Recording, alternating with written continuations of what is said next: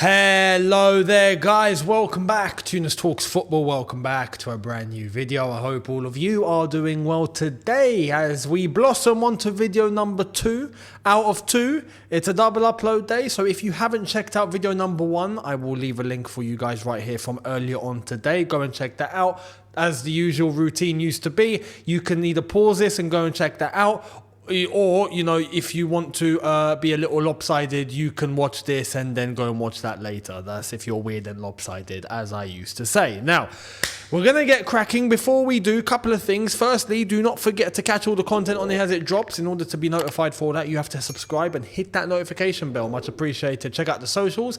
And secondly, Shootout.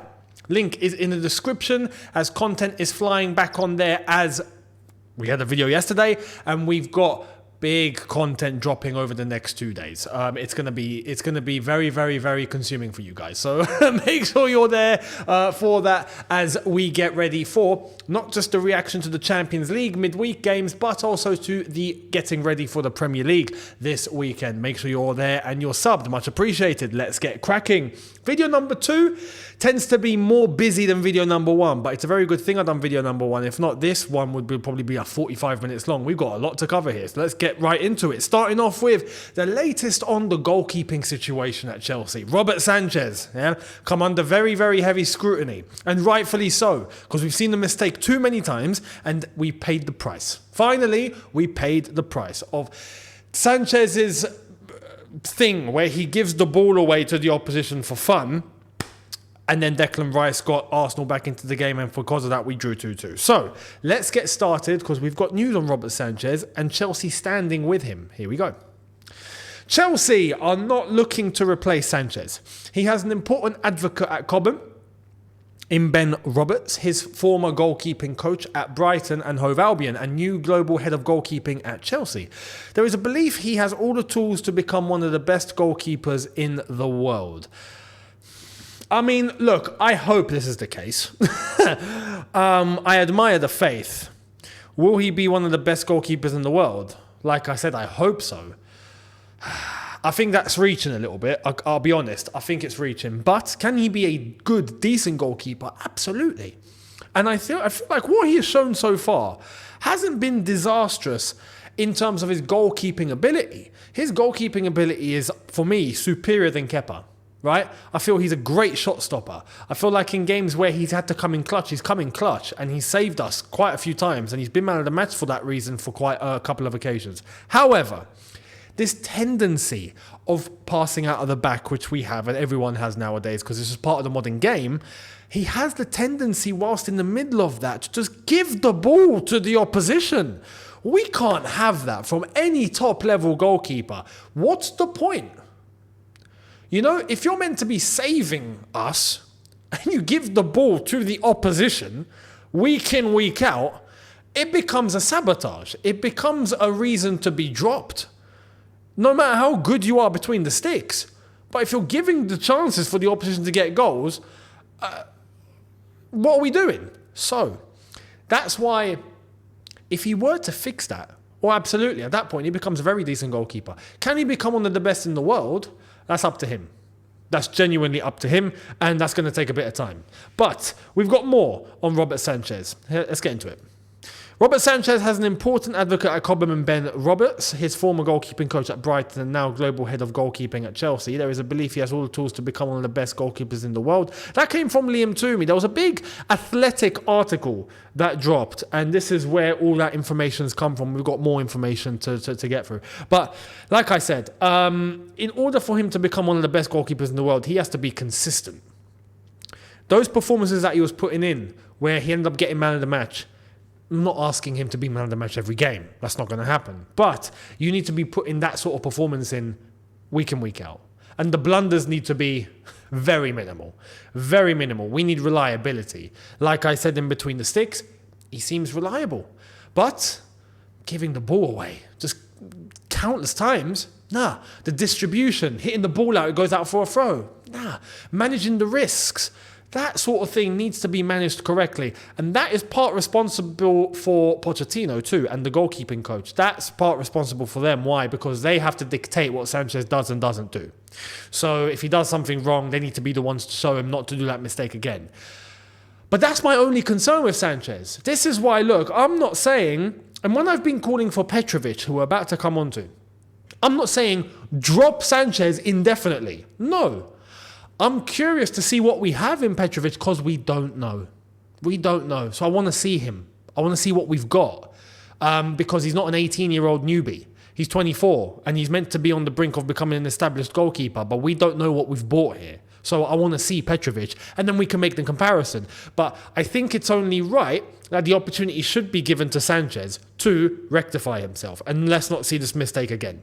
Because we've paid the price against Arsenal, let's not pay another price. That was a heavy price in and of itself. Not a heavy price in terms of the result because we got a point against Arsenal. That's not the worst result in the world. But in the context of the game, we threw the game away. And it started from that mistake. So that's what needs to be sorted. He sorts that out. I've got no problem with Sanchez in goal.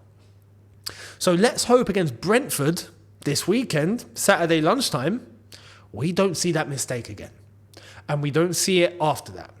And if that's going to be the case, happy days. Happy days. So that's Robert Sanchez. Let me know your thoughts down below. Let's move to Petrovic because we've got an update on him.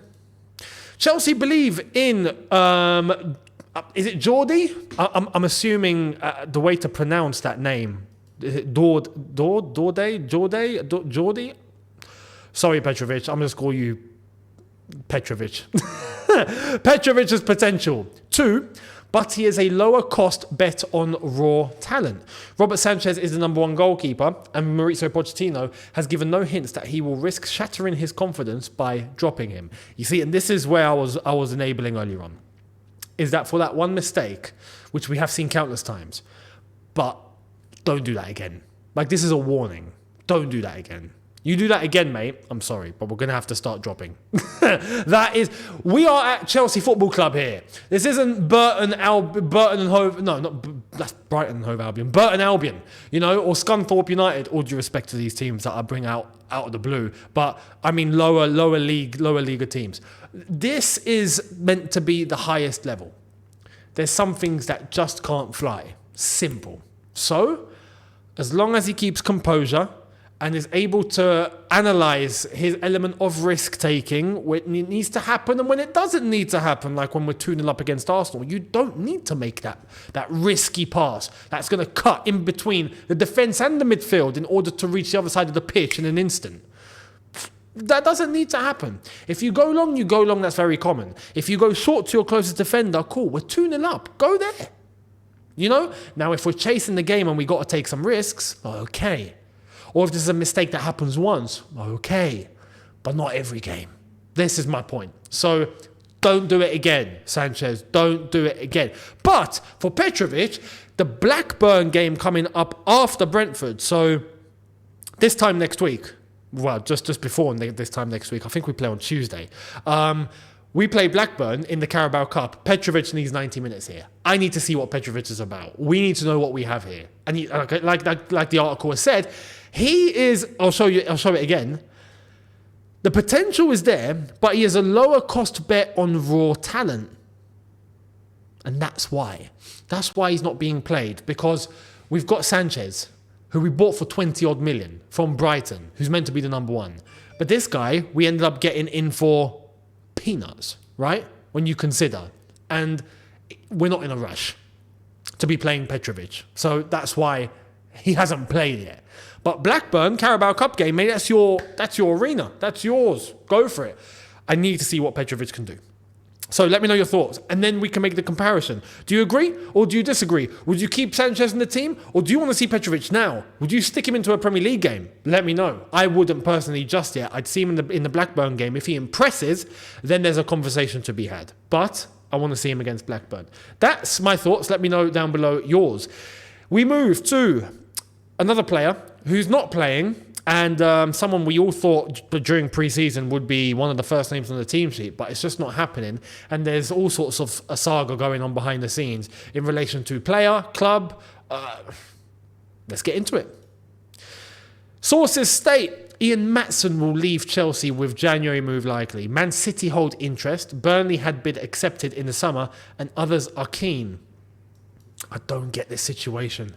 I really don't understand this situation. Look, the fact that Man City are interested tells you what you need to know. You best believe a profiler player like Ian Maatsen goes to Man City, he explodes. He just will. Can you imagine the way that Maatsen plays and the reliability he has in his game at Manchester City on the wing to rotate with a Jeremy Doku, for example, or a Grealish on the left-hand side? Maatsen will be getting game time. And I think he'd thrive. I like the player. I understand there's a contract saga going on now. Now, we don't know what's going on. We've heard whispers that it's because of just a lack of playing time that he's entertaining a move away. And the way he didn't go to Burnley was because there was a chance that he would be playing after that, and that's why he stayed at Chelsea. But there's the contract negotiation going on. Nothing's been signed. Something's been offered. He hasn't accepted it, and the prime reason seems to be because he's not playing enough. So I have to ask the question, why is he not playing enough? I like the player. I really do. Now, thankfully, we've come into a moment where it looks like players are starting to hit form. And even ones that we were critiquing earlier. We're looking at Mudryk, we were critiquing him. He didn't look like he knew what he was doing. All of a sudden, boom, confidence has gone sky high and he's starting to play really well. Same applies for Raheem Sterling. Cole Palmer, who can differentiate, who can be quite versatile by playing anywhere along that attacking line as well as even up top as a false nine. So you stick him on the wing, he can play there. In the 10, he can play there. Up top, he can play there. So we've got options. That doesn't help Maatsen. But we weren't in this situation before. Now, we have to bring in the fact that maybe Pochettino just had faith and was looking at these players and going, they'll come good, don't worry. Maatsen doesn't need to play. I trust these lot. And now that they're starting to show and they're playing well, maybe now Potter's going, yeah, I'm not dropping them at all. And maybe that just doesn't help Maatsen's cause. But Maatsen is a player just like Cole Palmer for me. He's reliable. He doesn't make mistakes. And we need some of that, man. We need some of that. Now, thankfully, as I said, players are coming into form, but it's crazy to think that a Maatsen can just leave. So let me know your thoughts on that. I think he'll go. I'll be honest, I think he's gone. I don't feel like he's going to start playing just out of the blue. I don't feel like he's in Poch's plans, and I think he'll leave in January, and we'll see the back of him, which is a shame. But would you want to see him go, or do you think that he should stay? Let me know down below. Now, talking about someone who's definitely in Pochettino's plans, this geezer. And look, he wasn't in my plans, but now he's starting to get into my plans. Let's get into it. There are no contract talks between Chelsea and Conor Gallagher at the moment. He is still set to become a free agent at the end of next season and will almost certainly be the subject of fresh transfer interest in January if no significant progress is made on a new contract between now and then. This is going to sound a bit crazy, but bear with me. I wouldn't rush this. Now, some are going to say, what? No, we need to rush it. No. Up until January, just keep doing what you're doing. There doesn't need to be any crazy concrete contract talks yet. Why? Because for me, it's only now, the last 5-6 games, we've started to see Gallagher how Gallagher should be, right? And we need assurances. I need assurances here that this isn't just a moment. This is now you understanding what you need to do, executing it perfectly, working with Pochettino very well. He's using you exactly how you need to be used, and you are playing well week in, week out. If that is the case from now up until first day of January, put the contract on the table immediately. We don't even need to negotiate. Here's the contract, you deserve this, you're staying. But I need to make sure here that this isn't just a moment. And yeah, that Pochettino knows what he's doing with him, and he knows what Pochettino is asking of him, and right now it's looking like that is exactly the case. And for that reason, like I've said on this channel, for me, there's going to be a Gallagher arc on this channel. If this continues, he will be ending up as one of, I have to say, potentially the most favourite player at Chelsea for me. It could happen here. It could happen here because Gallagher is a top professional. He is a very nice person, and I've seen that firsthand. He's a very nice person, very smiley character, puts his head down, gets on with everybody, trains hard, works like a horse. I mean, the Gala dog is Gala dog because he doesn't stop. So you add that to the point of now he's actually playing well, not just off the ball, but on the ball and moving it brilliantly and getting into correct positions and passing the ball correctly and needing where it needs to go and linking up beautifully and executing what Poch wants. I mean, perfect, right? So give it some time. We don't need to rush. Give it some time. Let's see if this keeps going. If this keeps going, put the contract on the table. Simple. So that's my view. But yeah, there's no concrete contract talks between club and player just yet. And I think that's the right way to go for now. So let me know your thoughts down below. Now, injuries galore everywhere, right? At Chelsea Football Club for ages. Why? Let's get into it. There are smart new people in the medical department, and Mauricio Pochettino is renowned for his focus on physical preparation. In the short term, his intense pre-season might have added to the physical strain on his players, but bad luck played a role in injuries such as the one suffered by Christopher Nkunku. So, there's two good things here. It's nice to know that the players were pushed. It did look like they were pushed. I have to say, it did look like they were pushed.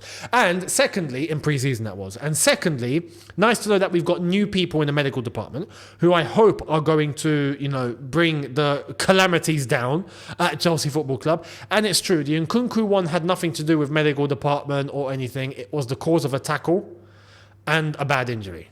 We remember where the contact that was made in the box against Liverpool, boom, and he's gone down. So that's unfortunate. That can happen. But when he comes back, I'm hoping from that point onwards, we don't get any substantial injuries again. Done. I'm done with long-term injuries at this football club. It happens where a player's out for a week, maybe 2. I remember back in the day when 3 weeks used to be seen as a disaster. Now 3 weeks is a blessing. That's how mad it's been at Chelsea Football Club. So I hope it's minimised and I hope it begins to stop. And I hope the new staff in the medical department are going to, really spearhead that direction now of no injuries in the forthcoming future. So let me know your thoughts down below in relation to all of that. We're going to shift slightly now, but this is going to be a good transition because we've got an ex-Chelsea player under an ex-Chelsea manager who is now looking like could be coming back to Chelsea. Who? Another Cobham one. Tammy Abraham could follow Jose Mourinho out the door of Roma this summer. A number of Premier League clubs will watch the situation of the former Chelsea man closely. Now, that article does go on to say about Tammy Abraham that Chelsea are keeping an eye. I'm going to be honest. I wouldn't go there. No. We look. As much as Tammy, I think in comparison, at least to a lot of strikers that have come and gone at Chelsea, Tammy's definitely not been the worst one, hands down. His return has actually been somewhat decent when you look at it in terms of numbers. But we can't go back to the experimental phase and bring in a striker in and just hoping that it's going to work. I'd like to think that Tammy's definitely picked up traits that he has now that he didn't have in his first stint at Chelsea, and that only comes under certain leadership under Jose. He knows how to get the best of his strikers, Jose. I mean, the proof is in the pudding. Look what he's doing with Lukaku. That's Lukaku. That's Lukaku. Where at Chelsea, he looked like he couldn't hit a barn door at certain times. Jose has a great history of strikers. And the two most prolific strikers in Chelsea's recent history has been under Jose Mourinho. Drogba, Costa. He got on both. So I'd like to think Tammy has definitely picked up traits, at least on a physical nature, and in terms of his clinicality, his finishing, under Jose. But is he good enough to be able to come into Chelsea and be the leading man, leading number 9 for years to come? I don't think so. Not yet. And I think it would cost at least quite a bit of money, which I don't think is going to be a good return when you're looking at the goals that we're probably going to get. So that's why I wouldn't. But like I said, look, for me, there's one striker to aim for here, and it's Victor Osimhen. If we're going to go for a striker, I need Osimhen. Simple. Because you see, with Osimhen, you just know the goals are coming. You just know. And if it doesn't, then we're cursed. Chelsea Football Club are cursed. That's it. If an Osimhen cannot come to Chelsea, much like if a Haaland couldn't come to Chelsea and bang in goals, then no one's banging in goals. It's as simple as that. We're going to have to just, play a strikerless formation.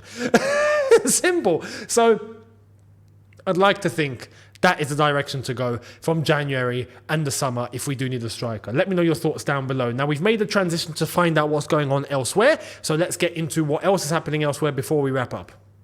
Leo Messi expected to win the Ballon d'Or 2023. Understand all the indications are set to be confirmed, but Messi will be the final winner once again. Official decision to be unveiled Monday night in Paris. It will be Messi's historical 8th Ballon d'Or. I find it crazy that this is announced before the award ceremony. It's not officially announced, but there's already whispers and sources, and Fabrizio's coming out and going, no, I've heard it's done. We know it's done. Messi's getting it. That takes away from the whole saga of the show. No one's going to be watching the Ballon d'Or ceremony now. They'll only watch maybe the end of him actually getting the trophy, but that's it. They know that it's going to happen. Now, does he deserve it? I feel like he deserves it, but I feel like he's getting...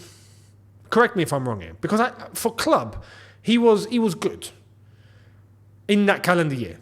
But I feel like he's getting too much focus on one tournament, one World Cup, when I feel like we need to strip back and watch that this is a Ballon d'Or for the year. And he performed brilliantly at one knockout competition that took just under a month to complete, right? From group stage to final. And yes, man of the matches, goals, winning the World Cup, captain, all that, I understand. But that's one World Cup, and he's getting all the praise for that only. Whereas his competitor, an Erling Haaland, who over the entire season was just banging and banging and banging, and it's not his fault he's Norwegian and can't bring Norway to the stage of winning the World Cup, because it's not going to happen. It's just not going to happen. You need 11 Haalands to get Norway to that sort of stage. They don't have it. So it's not his fault. You can't pick your nationality. So I think there's maybe a bit too much praise being given to Messi because of his performances at the World Cup, which I'm not taking anything away from. It was fantastic. But this is an award for a season. Does Erling Haaland deserve it? I feel like he does deserve it. But even for Erling Haaland, would it be bad for him if he won the Ballon d'Or now? His first breakout season in the Premier League, and boom, Ballon d'Or winner. It's a tough one. It is a tough one. It is a tough one. And I think in terms of, yes, maybe to the eye, in terms of how the player plays, Messi for sure in that year looked like the best player in the world. And I feel like that's where it's probably being given for.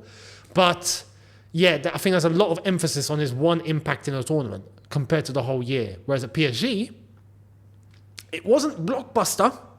This is my point. So it's a good debate to have. Who do you think should win it? Messi or Haaland? I'm torn. I'll be honest, I'm torn. I can see why it's given to Messi. I can see why it would be given to Haaland.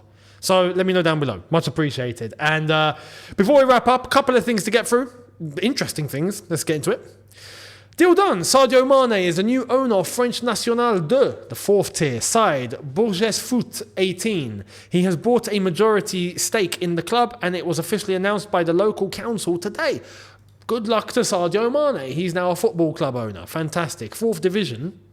It's basically like League 2 in this country. So, yeah. Let me know your thoughts on that. I'm happy for him. Look, if there's a player that I know deserves good things, Sadio Mane is one of them. You know how we look like a Kante, and we just know you deserve a lot of goodness?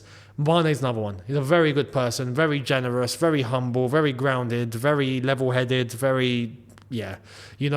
does good things for not just his, not for his own sake, but for other people's sake and for his faith. He's a very, very big advocate of his faith. So look, fantastic. Overall, he deserves all the success. Good luck to Sadio Mane. And to wrap up, talking about not bringing success, these guys, we've got punch-ups. Apologies. Dressing room fight at Montpellier between defender Mamadou Sakho and manager Der Zakarian. Argument happened in training, which carried on into changing rooms. Sakho was called a crybaby, so he grabbed his coach by the neck and threw him to the floor. That's uncalled for, I'm sorry. Even if your manager calls you a crybaby, yeah, argue with him, but don't grab him by the neck and fling him to the floor, mate. Well, this ain't UFC.